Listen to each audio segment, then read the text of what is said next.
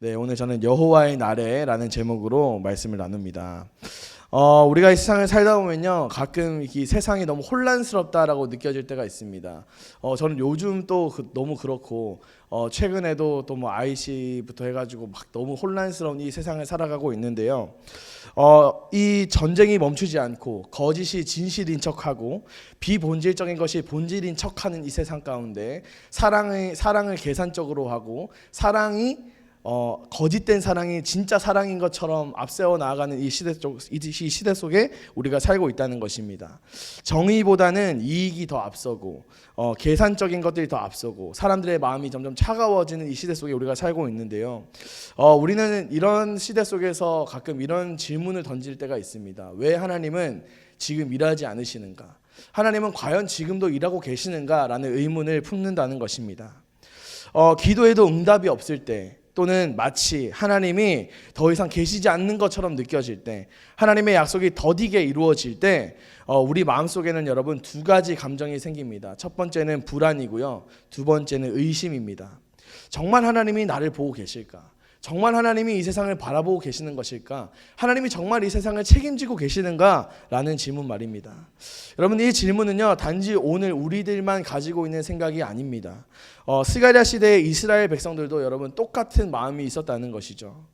그들은 여러분 포로 생활 70년이 끝나고 돌아왔습니다. 현실은요, 여러분 기대와 많이 달랐습니다. 이제 잘 살 수 있을 것 같았고, 이제 우리가 조금만 더 노력하면 다 재건해서 잘 살 수 있을 줄 알았지만, 예루살렘은 여전히 무너져 있었고, 성전은 너무나도 초라했고, 여러분 주변 민족들은 너무나도 강력했고, 그들이 또 우리를 너무 괴롭혔고, 그들에게 너무나도 넘어야 할 산들이 많았다는 것입니다. 하나님이 약속하신 영광의 회복, 하나님이 말씀하신 그 회복이 어디에 있는지 그들이 느낄 수 없을 정도였습니다. 그래서 여러분 그들은 물었습니다. 정말 하나님은 우리와 함께 계시는가? 정말 여호와의 날이 오는가? 라고 말입니다. 그때 하나님께서 스가랴를 통해서 말씀하시는 게 바로 1절 말씀입니다. 14장 1절 말씀인데요, 우리 같이 한번 읽어보겠습니다. 시작. 여호와의 날이 이르리라. 그날에 내 재물이 약탈되어 내 가운데에서 나누리라. 하나님께서 여호와의 날이 올까라고 묻는 그들에게 보라, 여호와의 날이 이르리라 라고 말씀하신다는 것입니다. 여러분, 이 말씀은요, 단순한 위로의 말이 아닙니다. 시간의 주권자이신 하나님의 선언이었습니다. 이스라엘에게 여러분 여호와의 날이라는 단어는요, 굉장히 특별한 의미가 있습니다.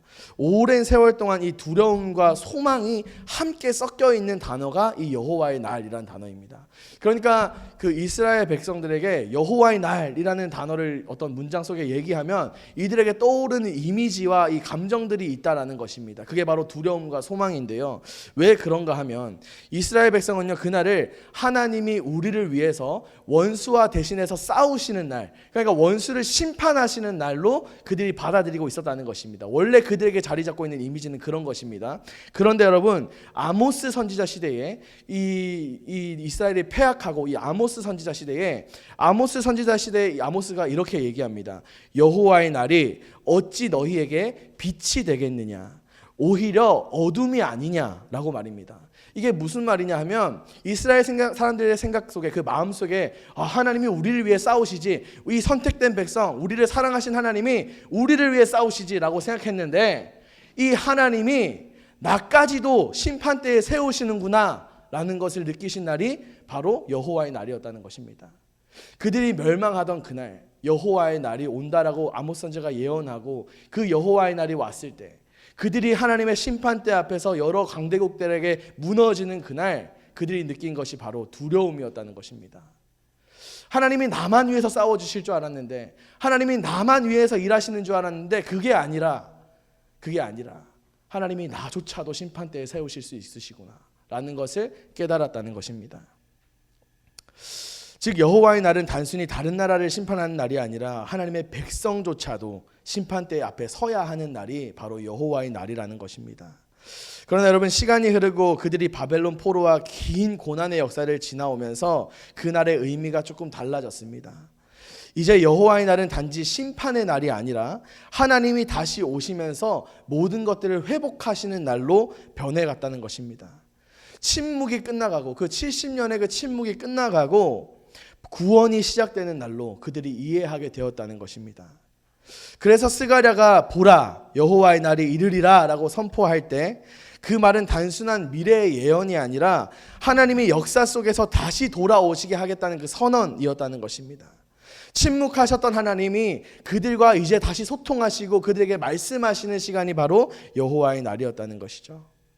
이스라엘 백성에게 이 말씀은요 마치 이렇게 들렸을 것입니다. 니들은 잊었을지 몰라. 너희는 나를 잊었을지도 몰라. 그런데 나는 너희를 잊지 않았다 라고 말입니다.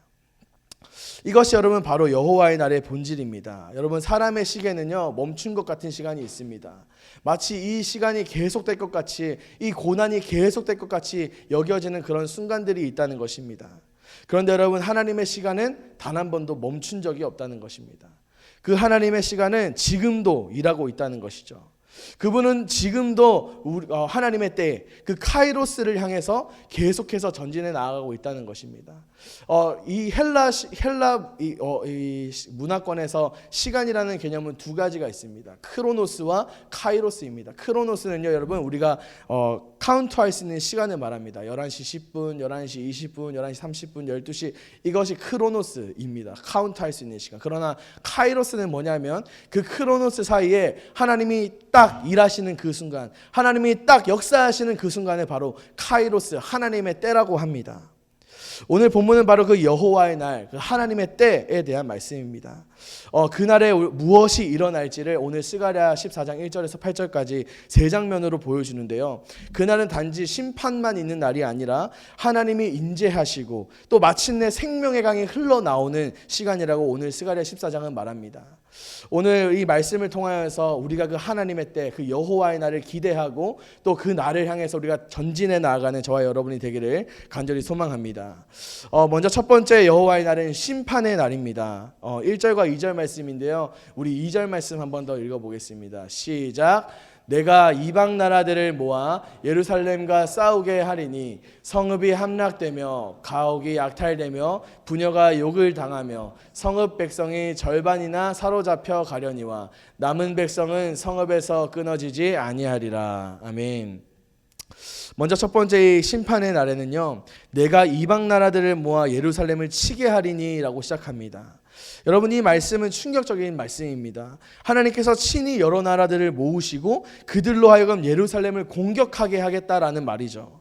이건 여러분 단순한 전쟁 이야기가 아니라 하나님이 직접 그 역사 속에 개입하신다라는 걸 의미합니다. 히브리어로 이 모으다라는 단어는 아사프라고 합니다. 아사프.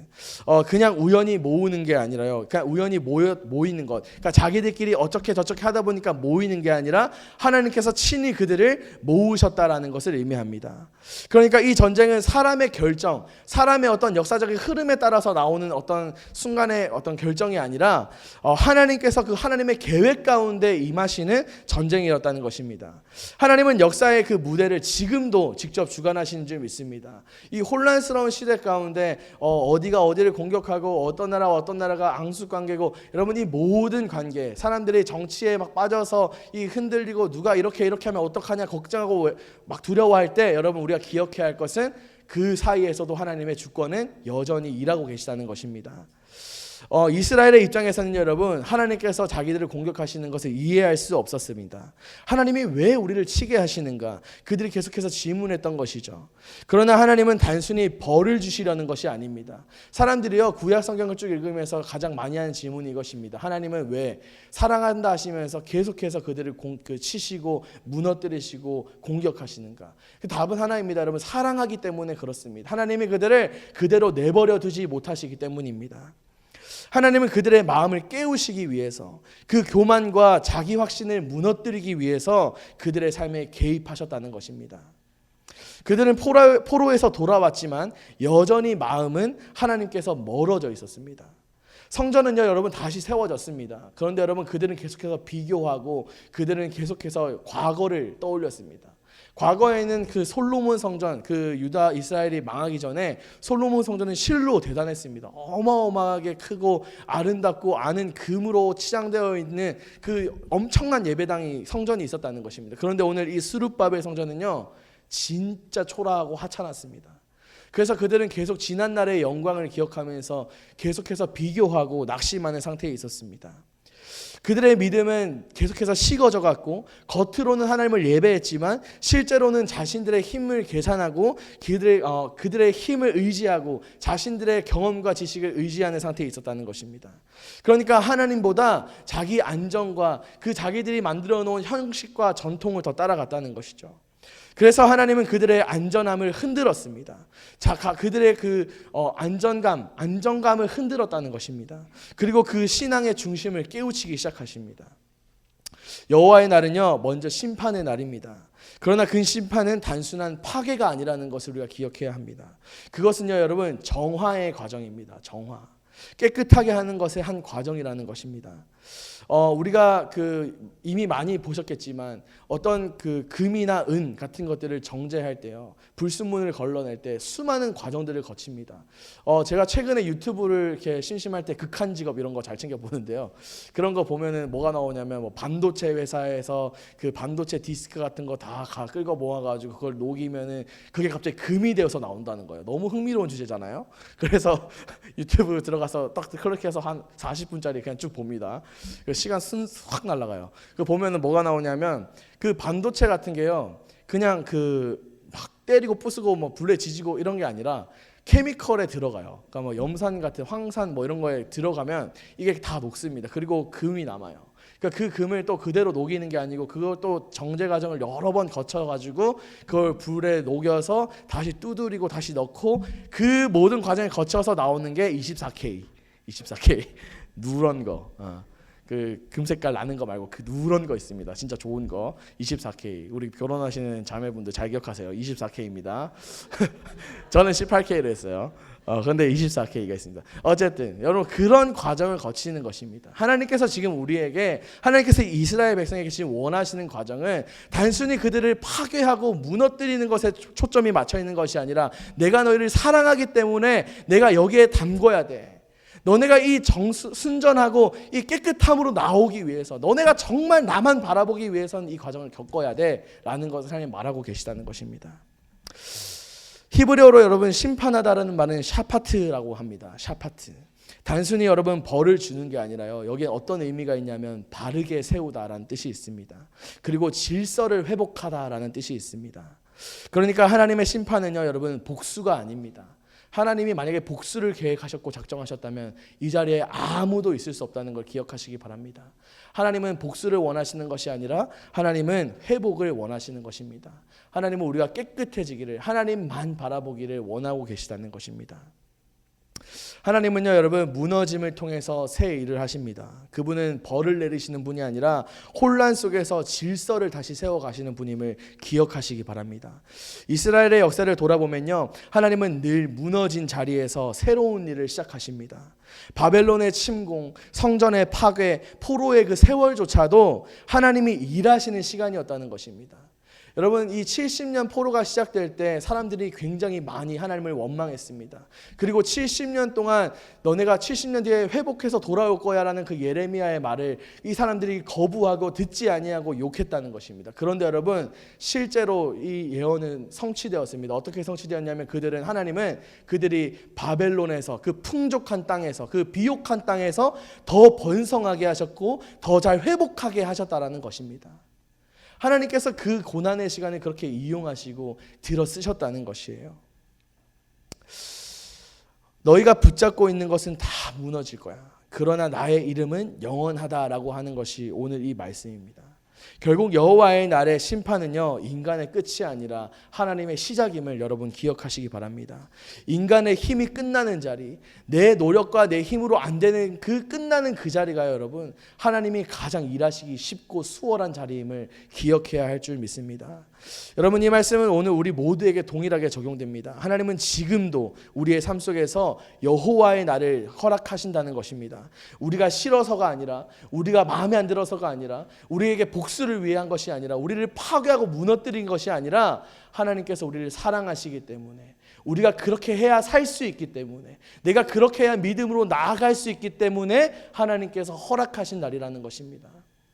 여러분, 예레미야에는 제가 참 좋아하는 말씀인데요, 여호와의 말씀이니라, 너희를 향한 나의 생각을 내가 아냐니 평안이요 재앙이 아니니라.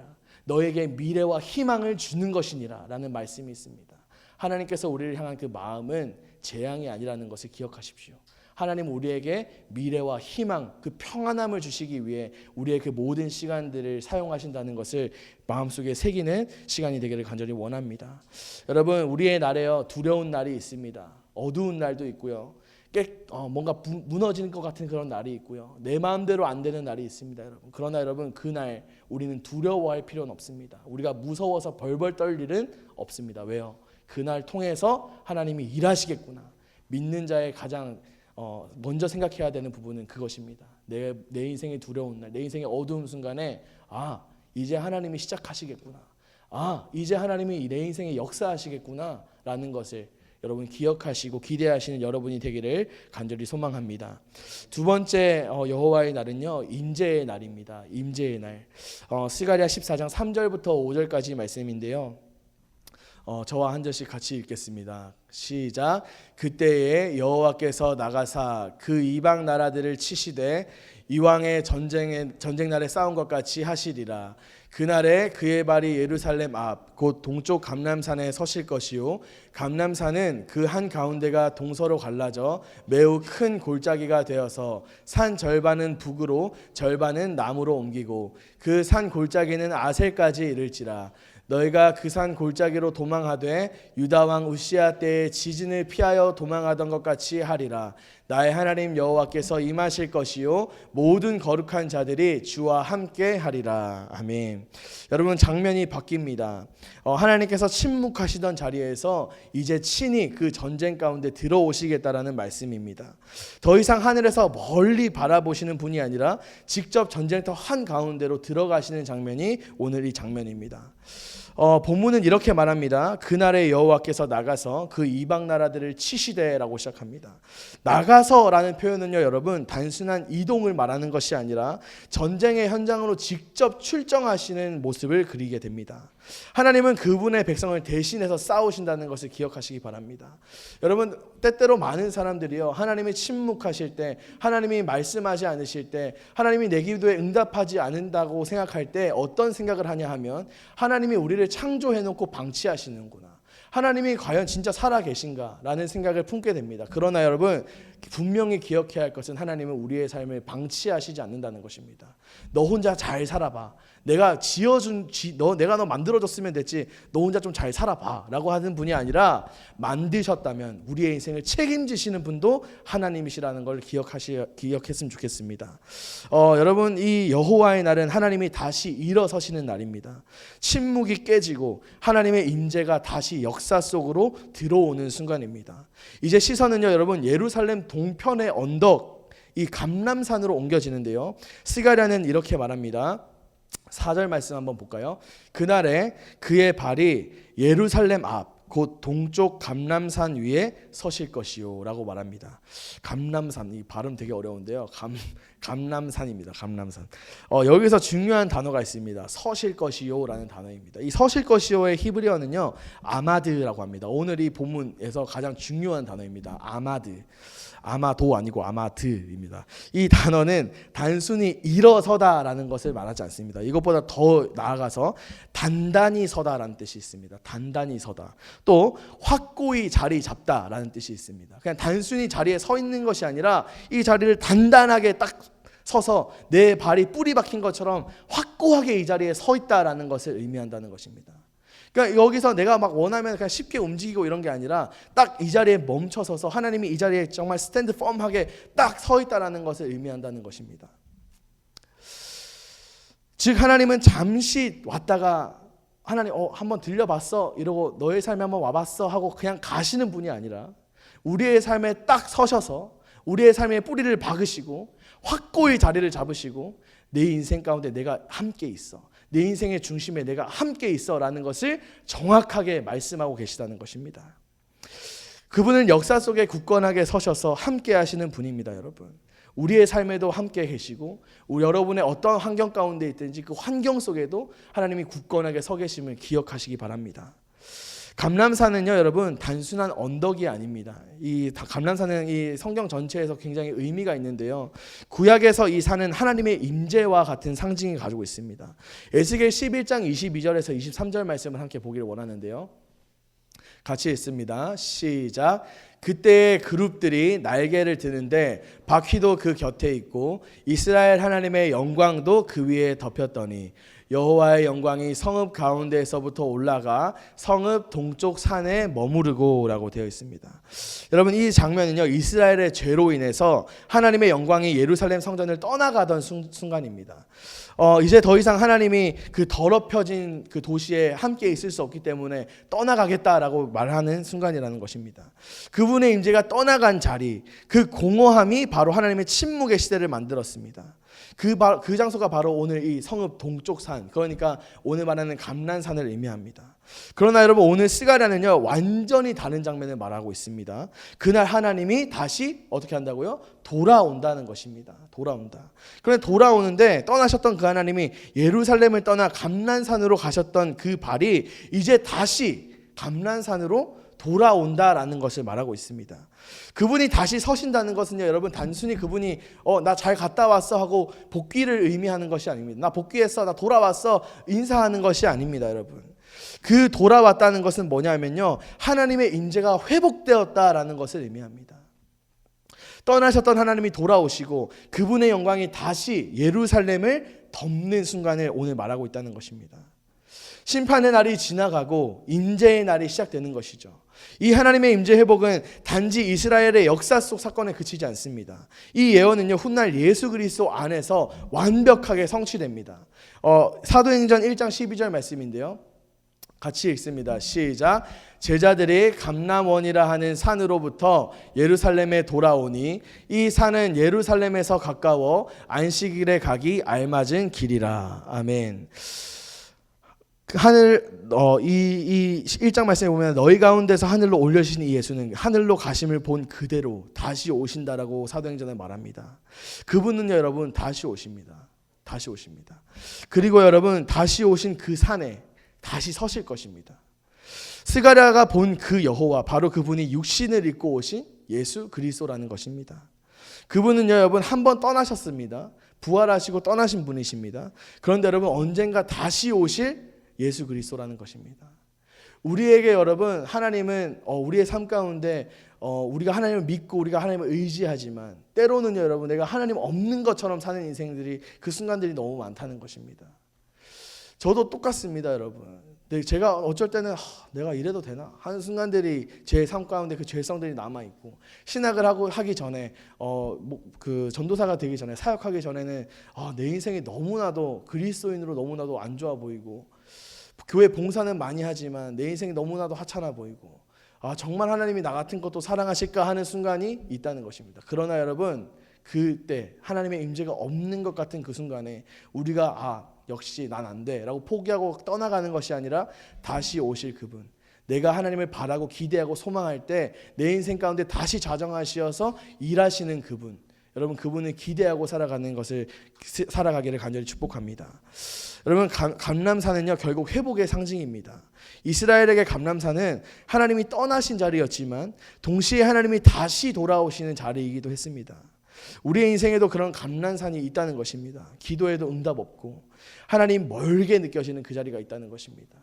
왜 이 기도의 제목에는 응답하지 않으신가 하는 답답함이 있는 그 자리가 있다는 것입니다. 그러나 여러분, 우리가 기억해야 할 것은 반드시 그 자리, 응답 없어 보이는 그 자리, 하나님이 없어 보이는 것 같은 그 자리에도 하나님은 반드시 다시 일하시고 응답할 것이라는 것입니다. 다만 우리가 모르는 것이 무엇입니까? 그 때를 모른다는 것입니다.